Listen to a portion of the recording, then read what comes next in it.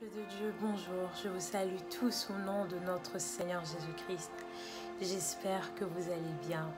Moi, je vais vraiment bien par la grâce de Dieu. Je remercie encore le Seigneur pour cette grâce qu'il a fait, que vous puissiez déjà de votre part pouvoir me suivre et moi d'être encore là. Aujourd'hui, au fait, je voudrais qu'on parle un peu de ce que Dieu a fait dans ma vie.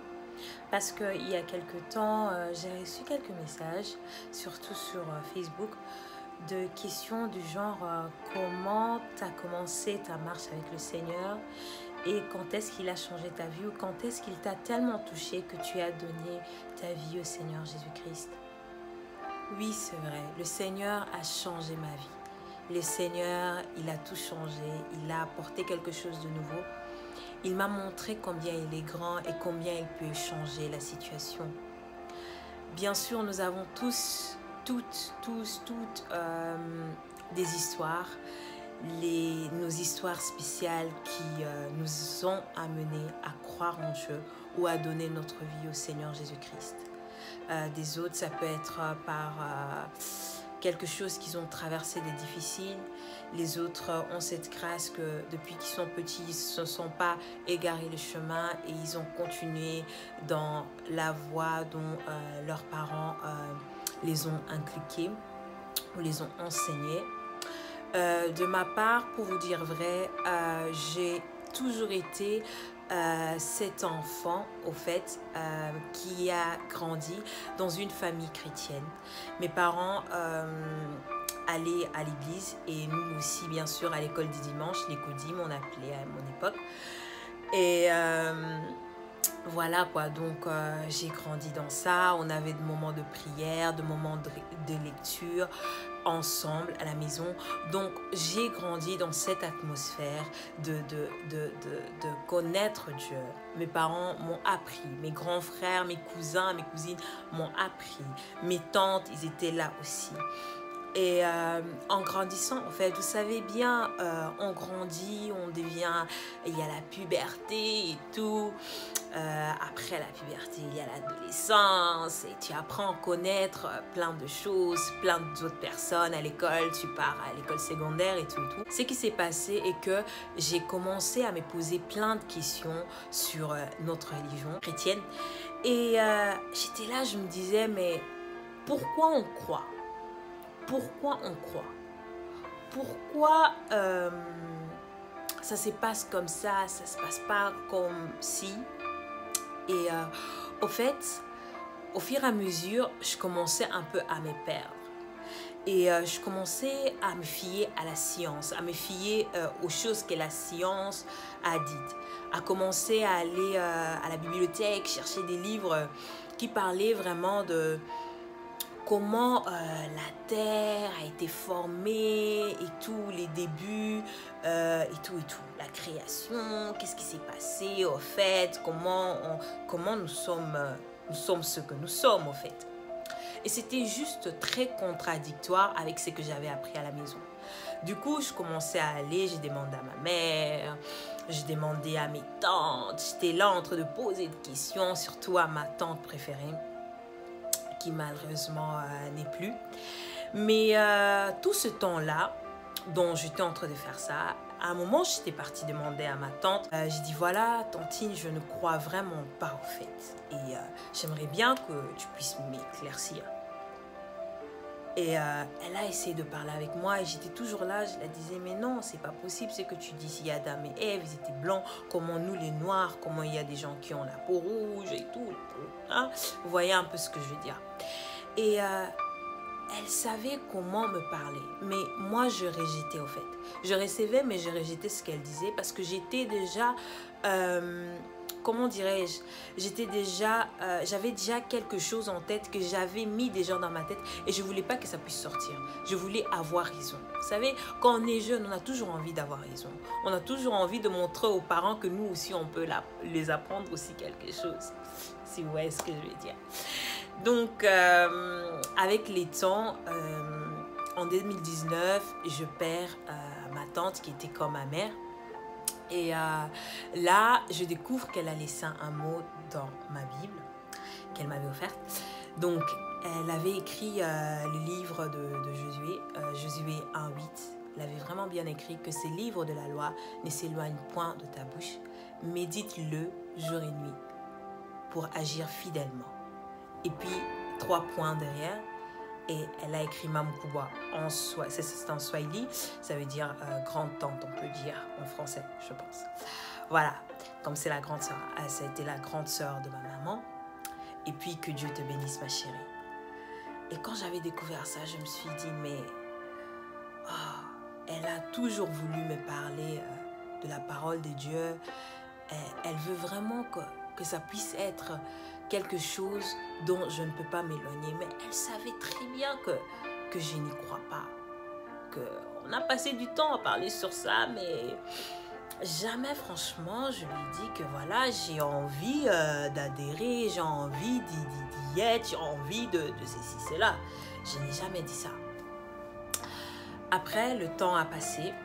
Et voilà, maintenant, nous arrivons vraiment au but du message d'aujourd'hui. Et qu'en 2011, ma mère, à moi, ma mère biologique est tombée malade, gravement malade. Et quand nous sommes arrivés à l'hôpital, au fait, après quelques temps, les médecins m'ont pris à part. Et ils m'ont annoncé au fait qu'ils allaient faire de leur mieux, mais que ma mère n'allait pas survivre. Et qu'ils avaient déjà eu de même cas, mais ça n'a pas marché et ils sont morts. Mais le docteur m'a dit, je t'assure une chose, c'est que moi et mes collègues, nous ferons vraiment tout de notre possible pour pouvoir garder ta mère en vie. Et ça a été quelque chose qui m'a vraiment cassée, qui m'a vraiment mis hors de moi. Imaginez-vous, tu es là, tu es encore mineur, tu as 2 petites sœurs, un petit frère, qui sont encore vraiment trop petits. Le petit frère, il a 4 ans, même pas 3 ans et demi, pardon, il avait 3 ans et demi. Et j'étais là, je me disais, qu'est-ce qui va se passer? C'est quoi ça? Qu'est-ce qu'il y a? Et après ça, au fait, c'est que le docteur aussi m'a dit, c'était que je devais aller dans la pièce où ils avaient mis ma mère pour que je puisse au fait la voir. Parce que si elle mourait, c'est mieux d'avoir l'image positive. Et je pourrais peut-être toujours lui dire à mes petites sœurs et à mon petit frère et aux autres membres de la famille. Après ça, ils sont partis avec moi là où elle était et tout. J'avais vu comme elle était transformée et tout. Ça m'a tellement cassée. Tellement cassée. Après ça, on a dû aller chez sa petite sœur. Mais avant d'y aller, le docteur, on dit qu'on va la mettre en coma artificiel pour pouvoir la donner des médicaments qui vont pouvoir l'aider.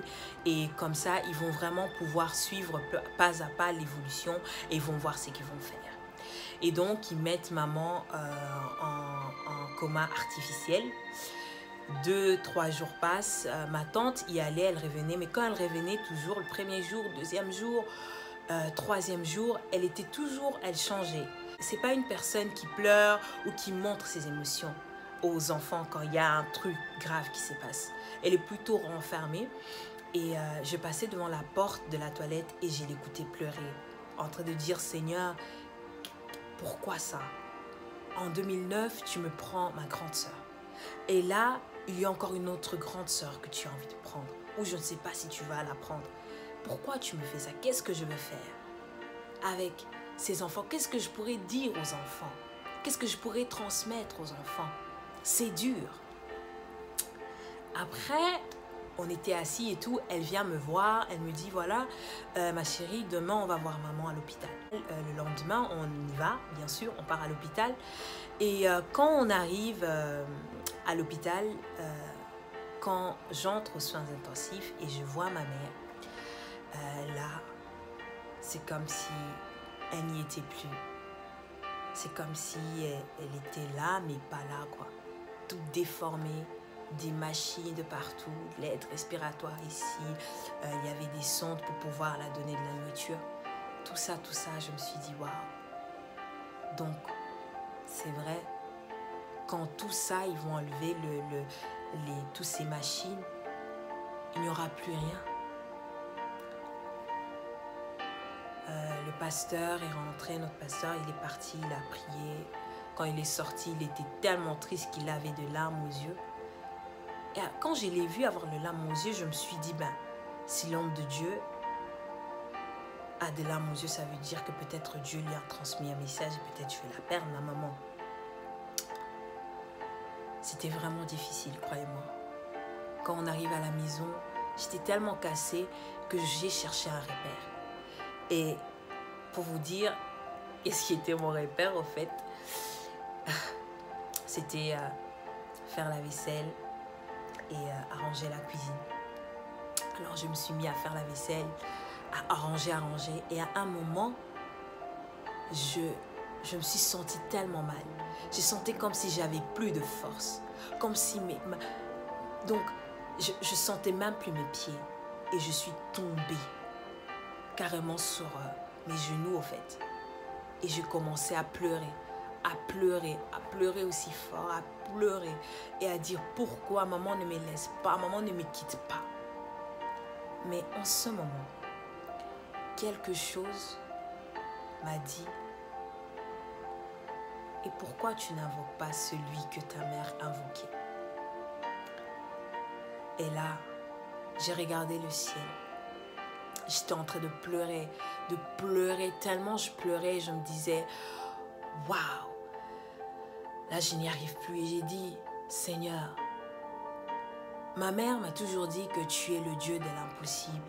Que quand elle a le problème, tu es le seul qui lui donne la solution. Quand elle se sent mal, tu fais tout pour qu'elle se sente bien. Alors Seigneur, je t'en supplie, réveille-la. Et je t'en conjure et je te promets que si maman se réveille, je me donne à toi. Vous savez, les gens disent que je chante bien, alors je chanterai, j'entrerai dans ton œuvre et je veux chanter pour toi. J'ai ton évangile, je chanterai, Seigneur. Mais s'il te plaît, réveille ma mère. Parce que sans elle, je ne crois pas que nous y arriverons en fait. C'est trop dur pour moi, Seigneur. Mais c'est toi le Dieu de l'impossible. Il a toujours dit que tu es le Dieu de l'impossible. Donc tu peux le faire. J'étais en train de pleurer.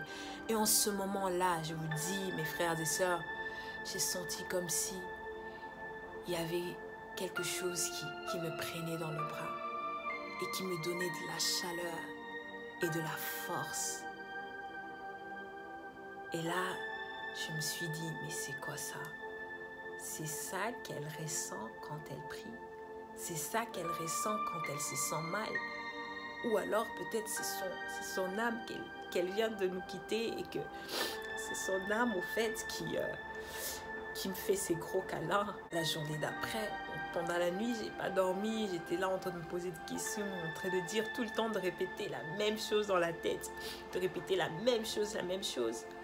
Et le matin, la journée d'après, donc on nous appelle et on nous dit qu'elle s'est réveillée, que ça va mieux, qu'il voit un peu clair et qu'on pourrait aller la voir. Je vous assure, c'est quelque chose qui m'a tellement frappée. Et je me suis dit, tout ce temps-ci, pourquoi j'ai pas crié en toi, Seigneur? Pourquoi j'ai pas cru que tu es capable? Si tu es capable de faire un truc comme ça, une telle grande chose, là où le médecin, les gens de ce monde ont mis, disons, un point, toi, Seigneur, tu changes la situation. Et après même avoir sorti du coma, les docteurs étaient tout le temps négatifs. Quand on est rentré à la maison, chaque semaine, il fallait aller avec elle et tout. Et à chaque fois, ils avaient toujours des mauvaises nouvelles. Comme par exemple, nous pensons que tu vas mourir dans 6 mois. Et je vous assure, de 2011, nous sommes maintenant en 2020. la gloire de Dieu ne cesse de se montrer. Même quand maman part à l'hôpital, même ses docteurs, ils sont étonnés. Ils ont dit qu'elle ne pourrait pas remarcher. Maman marche. Ils ont dit que vraiment, ton cas est tellement spécial.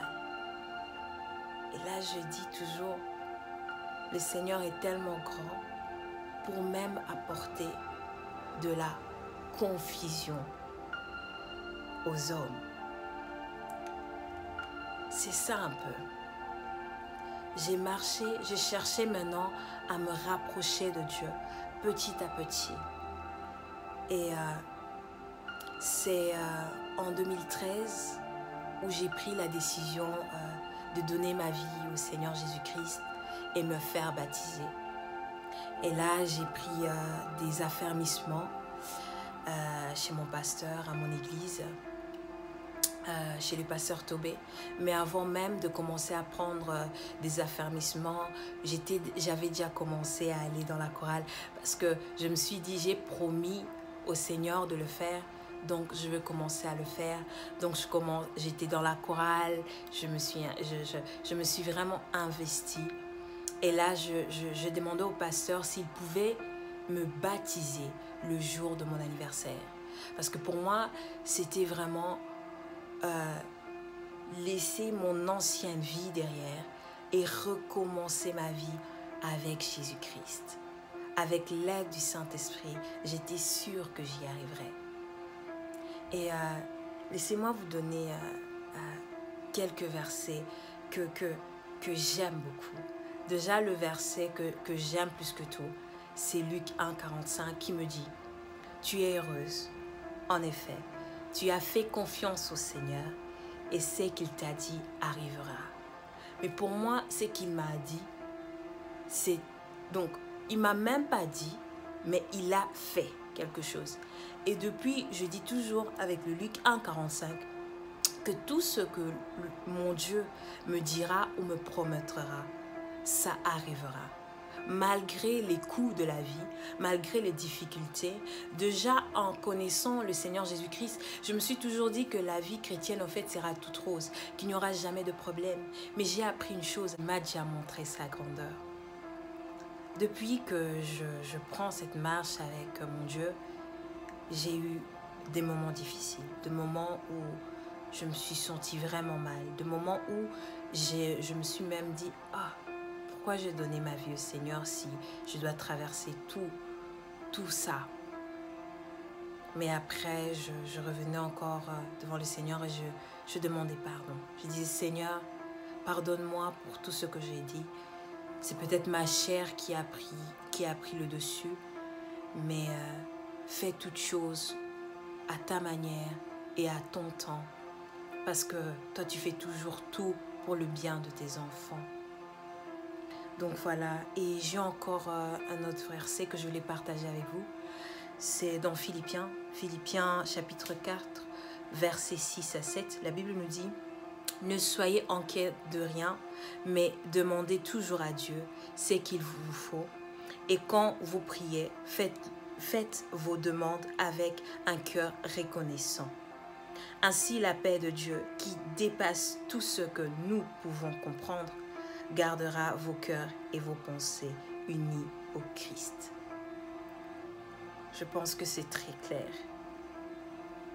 Je pense que le jour-là, malgré que je ne croyais pas encore, mais j'avais ouvert mon cœur et il m'a écouté. Et il a fait quelque chose pour me dire que ma fille, je suis là et je te veux auprès de moi. Voilà, c'était ce que je voulais partager avec vous aujourd'hui. Je voudrais aussi encourager tous les jeunes et toutes les gens, même les jeunes, même les vieux, qui sont là encore en train de se poser plein de questions. Ce que je peux vous dire, vous savez, si vous méditez la parole de Dieu et vous entrez profondément dans la prière, vous allez comprendre que malgré tout, il est là et il vous veut. veut que vous puissiez donner votre vie et que vous soyez sauvés. La vie éternelle existe. L'enfer et le paradis existent aussi. Donc nous devons savoir dans quel camp nous ranger, faire de bons choix. Et je vous assure, je peux vous dire que le plus beau jour de ma vie était le jour où je donnais ma vie à Jésus-Christ. Et je ne regretterai jamais. Et encore le plus beau jour, c'était le 26 mai 2013 où on m'a baptisée, où je ressentis encore l'amour de Dieu merveilleusement dans ma vie. Malgré le moment difficile, il sera toujours là pour vous. Donc, jeunes gens, ne vous perdez pas avec ce que le monde nous offre et en disant que nous avons encore du temps. Non, parce que notre temps ici sur terre, il est inconnu. Nous savons toujours la date où nous sommes nés, mais la date de notre mort, on ne connaît pas. Donc peut-être aujourd'hui c'est notre dernier jour, peut-être demain, peut-être après-demain. C'est pourquoi nous devons être prêts. Et quoi de bon que de recevoir Seigneur Jésus-Christ en tant que Seigneur et Sauveur de notre vie. Je vous encourage toutes et tous. Si peut-être c'est difficile pour toi de croire ou de donner votre vie, ne cessez pas de prier, demandez l'aide de Dieu dans chaque circonstance. Il se révélera à vous, il s'est révélé à moi, il se révélera à vous aussi. Et aussi, il a son temps pour répondre à certaines prières. Il a répondu ma prière et il a exaucé en un jour pour réveiller maman. Mais il y a de prières où peut-être j'ai fait et il m'a promis. Jusqu'à aujourd'hui, j'attends la réalisation de ces promesses-là. Et je suis confiante et je sais qu'il le fera. Parce qu'il est le Dieu, il est juste et il est bon avec ses enfants. Je vous souhaite à tous et à tous, si c'est pendant la journée, je vous souhaite une très bonne journée. Et que Dieu vous bénisse si c'est dans la soirée, une très bonne soirée. Mais je voudrais aussi prier avec vous, que nous puissions prier un peu et remercier le Seigneur pour ce moment. Éternel Dieu, je te remercie, Père. Je te rends gloire, Seigneur, parce que du début jusqu'à la fin, mon frère, ma soeur étaient là en train d'écouter. Peut-être ce témoignage lui a donné du courage ou lui a donné cette envie encore de persévérer. Père, toi-même tu sais ce qu'il est en train de traverser maintenant. Et je crois et je sais que tu es le Seigneur et le Dieu de l'impossible. Père, étends ta main sur la vie de ta fille et de ton fils et agis puissamment. Seigneur, s'il y a des doutes, Papa éternel, efface ces doutes-là et remplis-eux de cette envie de te connaître encore en profondeur. Au nom puissant de ton Fils unique, Seigneur Jésus-Christ, j'ai ainsi prié. Merci, Seigneur Jésus-Christ. Amen. Amen. Et à la prochaine. La prochaine fois, ce sera une exhortation. Que Dieu vous bénisse. C'est la sœur Esther.